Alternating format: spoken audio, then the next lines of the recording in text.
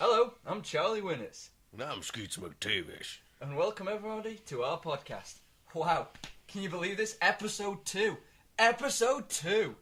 It's plural now. Who'd have thought we'd have got this far? Not me. Now, I'm optimistic, but I did not think we would get this far. Me neither. Me neither. Now, to business. I believe, you wanted to start this one off, Skeets? Yeah, so, the other night, I was walking back from my poetry group. Wait, what? You go to a poetry group? Well, it's considerably better than that group you dragged me to. I will tell you this right now. Skeets does not appreciate hentai. Hentai? What widget hentai?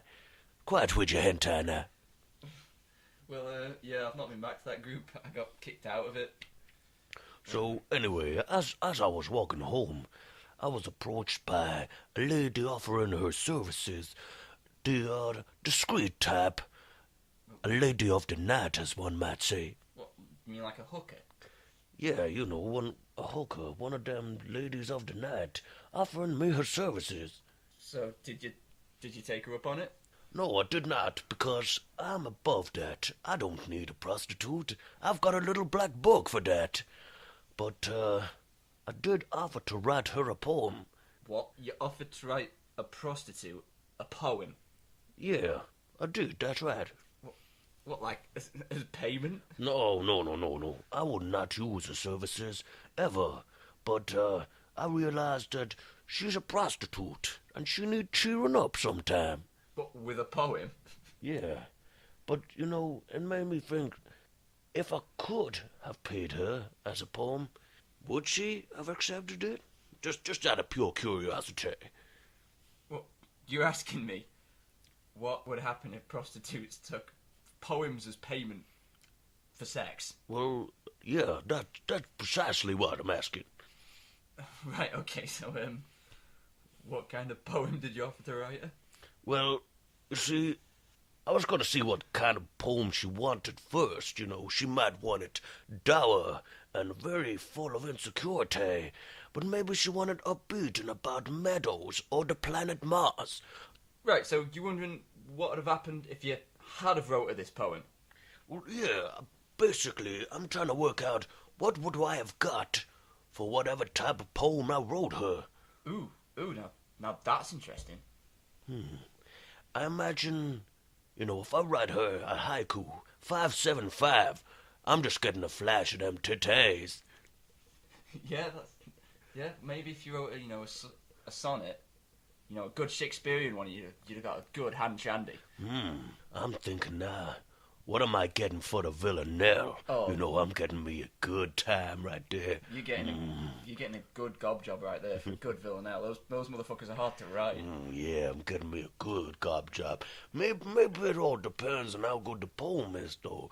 I mean, you could write a terrible villanelle, you know, and she could just be like, I ain't touching none of that. I ain't touching that. You know, Carol Ann Duffy, she just sent me on my damn way. God, yeah. If you presented any kind of prostitute with a Carol Ann Duffy, they'd probably just throw it back in your face and go home and think about what you've done. So, I'm trying to think, what do I write if Skeets wants him a good hour of pleasure? You know, I want to be making the slow love, like hot chocolate. You need something, I don't know, Poe-esque. Edgar Allan Poe-esque for that moment when you can put Lionel Richie on, you can really relax into it. Yeah, something epic like the Raven. I ride the chick, the Raven, and she'd just be all over the Skeets. She'd be all over it like tar on a recently tarmacked road. So, I've actually wrote some poems. Do you want to hear one? Yeah, okay, you read Skeets your poem. And, yeah, let me know, like, what kind of night's pleasure I get for this. I vomited in your eyes to make sure you hadn't gone blind. You hadn't. So pointed out that platypus. The one in the crowd. The very same one you lost your virginity to. I never liked that platypus. And I never will. Free the pedos! Screamed the crowd. Free the pedos! Never! Shouted their emperor, who sat in his throne, guarded by his army of apes. Apes with AIDS. But he knew his kingdom, and he won his people back when he stood up, raised his pointed trident, and bellowed, "It's time for water sports!" So, yeah, what do you think of What? What is the title of this poem? that? It's time for water sports. Well, if I was to judge the quality by the sexual favors, I don't think she want to touch it. I think like What? she big little poke here and there. And That that's about all. All. Come on, that was a great poem. I put time and effort into that one. I say we just move on a little bit. Let's move on a bit. So what? I know you got something else to add. What do you want to tell me? It's 2012, isn't it? You know, we're in 2012. Ah, 2012. Isn't something major gonna happen this year?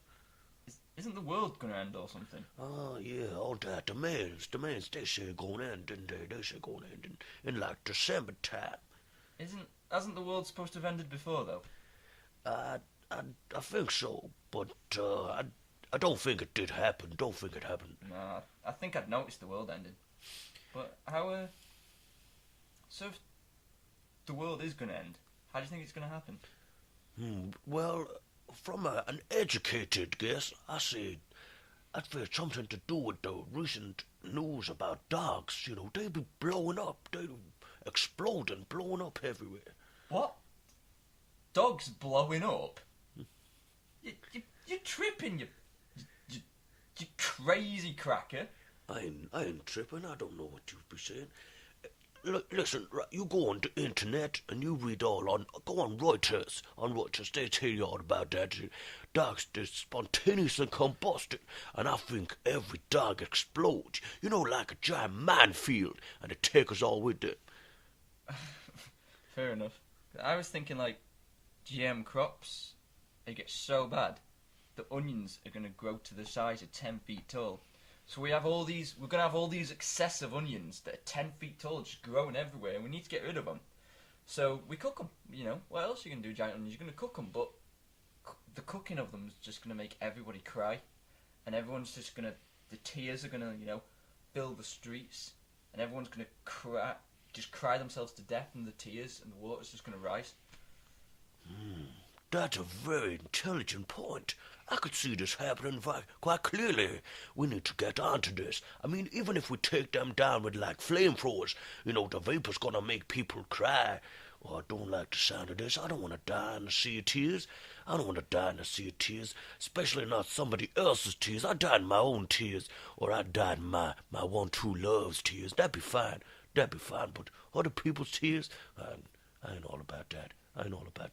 But you know, as intelligent as that may be, I think basically a highly organized league of assassins and ninjas, you know, men trained in martial arts and espionage, they descend upon all the major cities in the world, and they're gonna fill it with a gas, you know, like chemical gas, and to make people's wildest fears come to life, you know. So everybody's running around.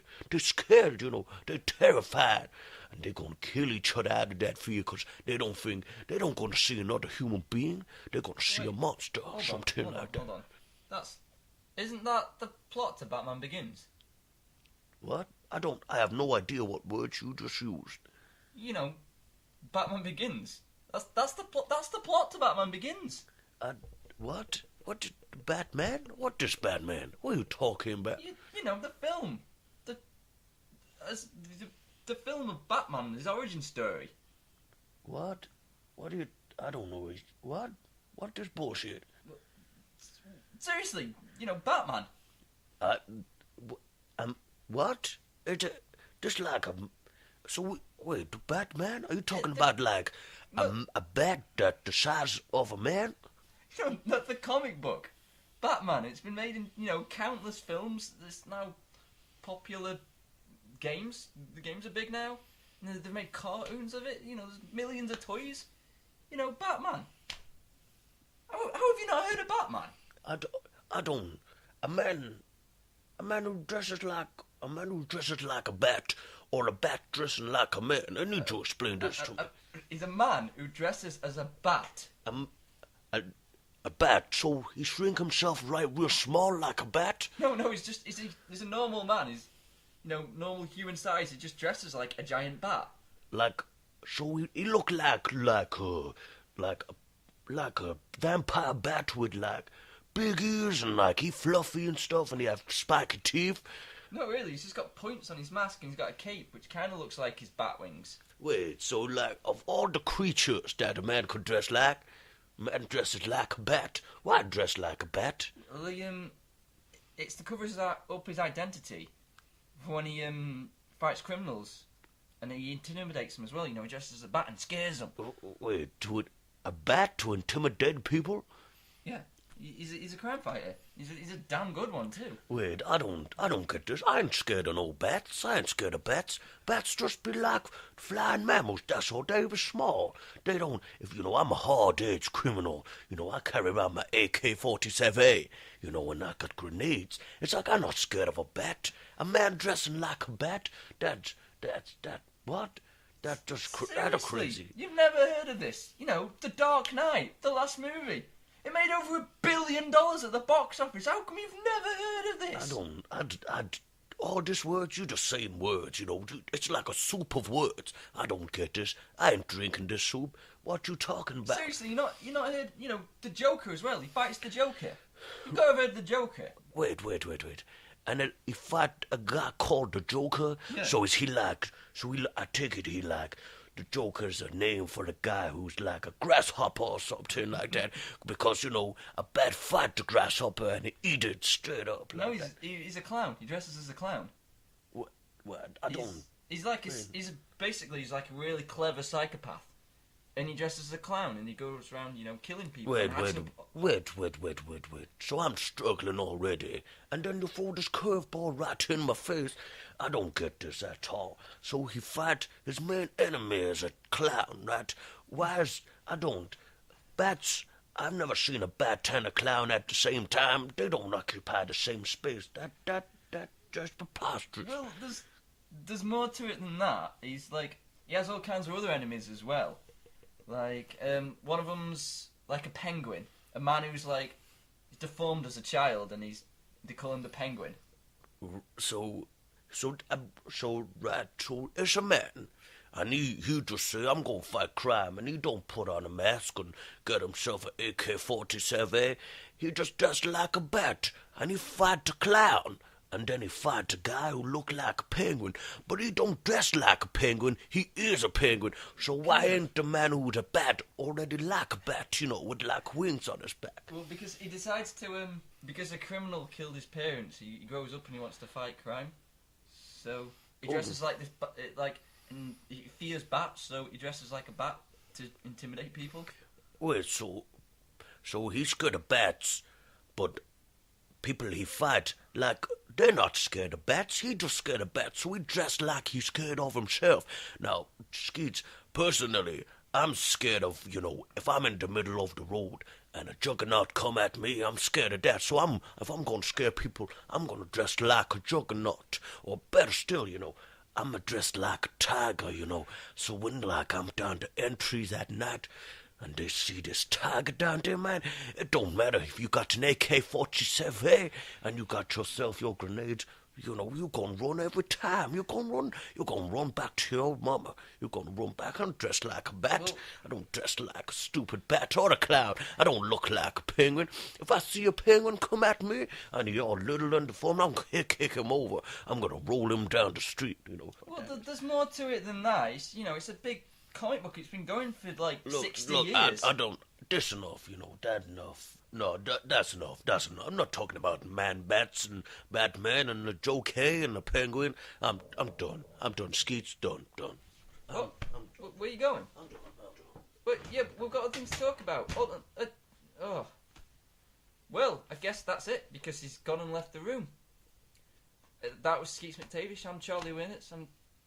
Skeets, come back! You need to rub that cream in.